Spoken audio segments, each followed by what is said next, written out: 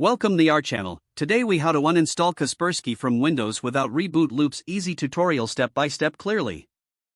To uninstall Kaspersky from Windows without encountering reboot loops, first, ensure all Kaspersky services are stopped. Press the Windows key, then type Task Manager and open it.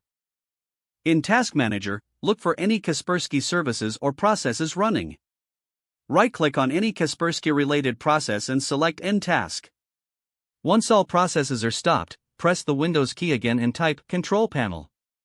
Open the Control Panel. In the Control Panel, navigate to Programs and Features.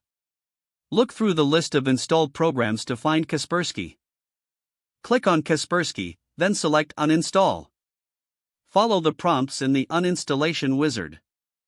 If prompted to restart your computer, choose No to avoid reboot loops. After the uninstallation is complete, download the Kaspersky removal tool from the official website. Run the Kaspersky removal tool as an administrator. Follow the on-screen instructions to ensure all Kaspersky components are removed. Once the removal tool has completed its process, restart your computer. After rebooting, check that Kaspersky is fully uninstalled by going back to Programs and Features.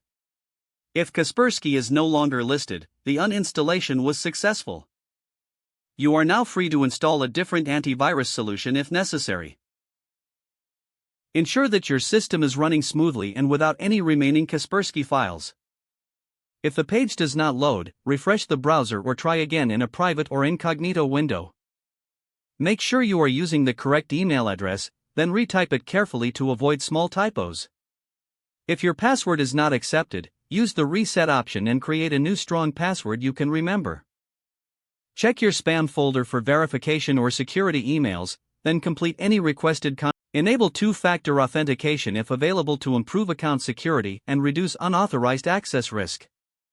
After signing in, review your profile details so your contact information and settings are accurate and current.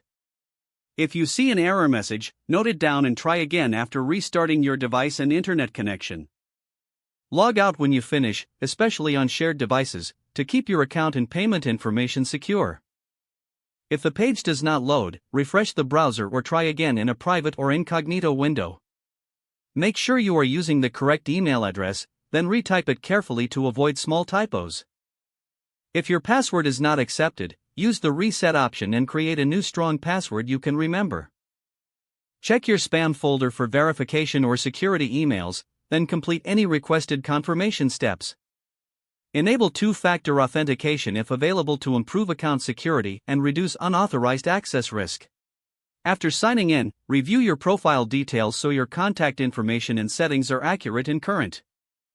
Don't forget to like this video and subscribe to our channel for more step-by-step tech guides.